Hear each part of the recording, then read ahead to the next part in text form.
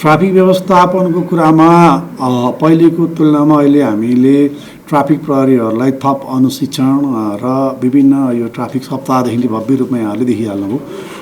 भव्य रूपमा ट्राफिक सप्ताह गर्दै र आम नागरिकहरूलाई आम सडक प्रयोगकर्ताहरूलाई विशेष गरी ट्राफिक अवेरनेस सम्बन्धी सन्देशहरू प्रसारण गर्दै सडकलाई थप अनुशासित कसरी बनाउन सकिन्छ भन्ने सम्बन्धमा ट्राफिक प्रहरी कर्मचारीहरूको क्षमता अभिवृद्धि प्रशिक्षण लगायतका कार्यक्रमहरू सञ्चालन गर्दै सडकमा अलिकति जस्तो लेन अनुशासन जुन ट्राफिक रुल भायोलेसन गर्छ त्यस्तोमा जस्तो लेनको भायोलेसन गर्ने, ट्राफिक लाइटको भायोलेसन गर्ने, ओभर स्पिड गर्ने, ड्रिङ्क्स एन्ड ड्रग्स गर्ने जति पनि छन् यी उहाँहरू उप चाहिँ शून्य सहनशीलताको रणनीति अवलम्बन गर्दै सडकलाई थप अनुशासित कसरी बनाउन सकिन्छ भनेर सशक्त रूपमा हामी आफै प्रत्येक प्रहरी कर्मचारी for the road on the road र whole time on the road policy अपनाएका छौँ र हाम्रो व्यवहारलाई पनि परिमार्जित गर्दै हाम्रो सडक अनुशासनलाई कायम गर्ने सिलसिलामा सार्वजनिक सवारी साधनहरूको लापरवाहीपूर्ण चलाइ अथवा जुनसुकै सवारी साधनहरूको लापरवाहीपूर्ण चलाइलाई चाहिँ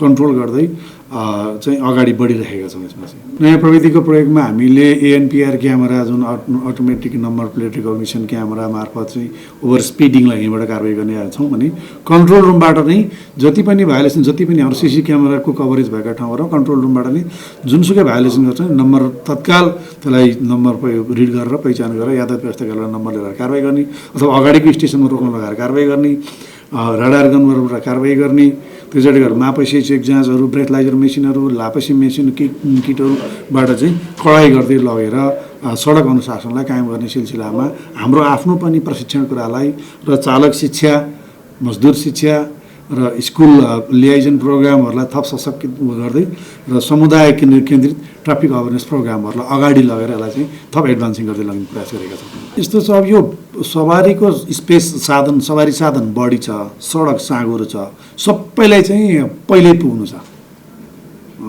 राइट अफ वे यो मेरो कति बेला मेरो वे हो भन्ने कुरा छैन कि सबैलाई छिटो पुग्ने हतारोले गर्दाखेरि चाहिँ केही व्यक्तिहरू कारवाहीमा पर्ने, अनावश्यक पिक एन्ड ड्रपहरू गर्दाखेरि रेसियोमा पहिलेको तुलनामा चाहिँ कारवाहीको रेसियो थोरै कम चाहिँ भएको छ। कारवाही कम भएकोले मैले के बुझेको छु भायोलेसन कम हो भनेर, तर हाम्रो जरिवाना हाम्रो पहिलो टार्गेट चाहिँ होइन। हाम्रो पहिलो टार्गेट हो सडक अनुशासन कायम गर्ने, नागरिकलाई सम्झाएर नागरिकलाई नै थप जिम्मेवार बनाउने कुरा हो। तर जरिवानामा पनि अब चाहिँ हामीले के गर्न थालेका छौँ भने अत्यन्त लापरवाहीपूर्ण तरिकाले चलाउने, ज्यान नै जोखिममा हुने गरी अर्काको पनि जोखिममा हुने, आफ्नो पनि जोखिममा हुने गरी चलाउने र पटक पटक भायोलेसनमा परे एकदम धेरै पटक भायोलेसनमा परेका व्यक्तिहरूको लाइसेन्स नै खारेजको लागि हामी सिफारिस समेत गरेर पठाउँदैछौँ। यसको अवस्था हेरेर जस्तो हामी 10 पटक कट्यो भने त हामी गर्छौँ। व्यवस्थापनको लक्ष्यमा अहिले ट्राफिक लाइट पहिला जेएनजी आन्दोलनभन्दा अगाडि तपाईँको 74वटामा जम्मा 42वटा चल्थ्यो भने अहिले 53वटा हामीले चलाइ अपरेसनमा ल्याइसकेका छौँ भने विभिन्न ठाउँमा किप क्लियरहरू बनाउने अनि रोड मार्किङहरूलाई चाहिँ बढाउँदै जाने र स्टप लाइनहरूलाई अनि यो लेन मेन गरी लेन डिसिप्लिनलाई अझ बढी अर्गनाइज रूपमा लैजाने र पिक एन्ड ड्रप स्टेसनहरू तयार गर्नका लागि महानगरपालिकासँग समन्वय गर्ने र यातायात व्यवस्था विभागसँग समन्वय गर्ने काम भइरहेको छ भने अस्ति हामीले इन्टरनेसनल ट्राफिक एक्सपर्टहरू समेत बोलाएर हामीले ट्राफिक वर्कसप गऱ्यौँ यो माघको 26 गते।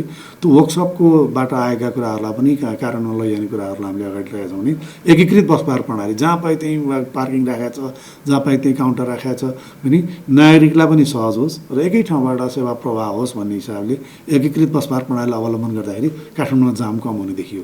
त्यस कारण एकीकृत बस पार्क प्रणालीलाई पनि अवलम्बन गर्दै अगाडि ल्याउने प्रयास गर्नु। चुनौती त सबभन्दा बढी भेहिकलको फ्लो बढी हुनु, दुई पाङ्ग्रे सवारी साधनहरू एकदम अनियन्त्रित रूपमा बढ्नु र सबैभन्दा बढी ट्राफिक रुल भायोलेसनमा देखिएको दुई पाङ्ग्रे सवारी साधन, त्यस पछाडि गएर दुर्घटनाको सबभन्दा बढी हाई रिस्क जोनमा रहेका पनि दुई पाङ्ग्रे सवारी चालक र त्यस पछाडि देखिएका सार्वजनिक सवारी साधनहरू जुन चाहिँ अलिकति भायोलेसनमा देखिएका छन्। यी चाहिँ चुनौतीका कुराहरू छन् भने सडक साँघुरो सडकहरू र अव्यवस्थित रूपमा आएका जुन अनियन्त्रित रूपमा आएका सवारी साधनहरू चाहिँ हाम्रो लागि चुनौती छन्। र अर्को बुझेर पनि बुझबच्चा जस्ता गर्ने सवारी चालकहरू, सडक प्रयोगकर्ताहरू। अब आकाशे पुल माथि छ, तलबाट बाटो काट्नु परेको छ। आकाशे पुलमै मुनिबाट बाटो काट्नु, आकाशे पुलमा चढ्न हामी त्यति अल्छी छौँ। जेब्रा क्रसिङमै हामी रोक भनेर रोक्छौँ। ट्राफिक लाइटमा रातो बत्ती बलेको छ, गाडी रोकिरहेको छ, त्यहीँ गएर चढ्न परेको छ हामीलाई।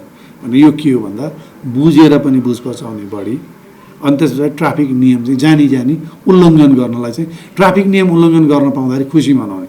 अस्ति एउटा र्याली देखाएको थिएँ, त्यो र्यालीमा चाहिँ त्यो नम्बर प्लेट छोपेको, हेलमेट नलाउँदाखेरि पुरा जितेको जस्तो, युद्ध जिते जस्तो, हेलमेट लाउनु नपर्दाखेरि युद्ध जिते जस्तो एकदम दुनियाँलाई चाहिँ कान पड्किने गरी मुटु फुट्ने गरी त्यही के अरे दुनियाँ टोल थर्काउँदै हिँड्ने बाइकहरू जुन मोडिफाइड बाइकहरू त्यो चलाउनु पाउँदाखेरि चाहिँ मैले युद्ध जिते जस्तो उहाँहरूलाई।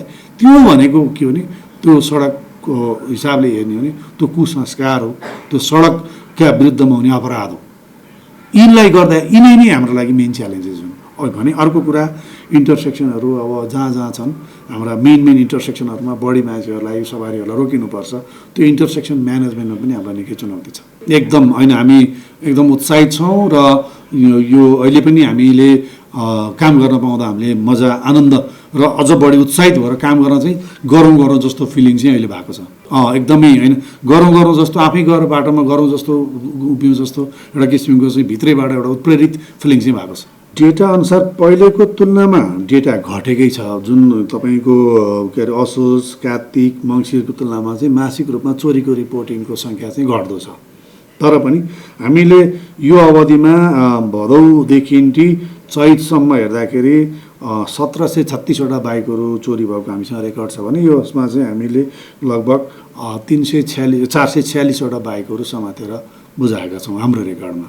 अनि यसमा चाहिँ के हो भने कसरी चोरी हुन्छ त भन्दाखेरि हामीले सकभर हामी के सल्लाह दिन्छौँ भने 3-4 लाखको बाइक किन्दाखेरि सानो रकमको जिपिएस किनेर बाइकमा जडान गर्नुभयो भने चोरी भयो भने तत्काल समात्न सजिलो हुन्छ।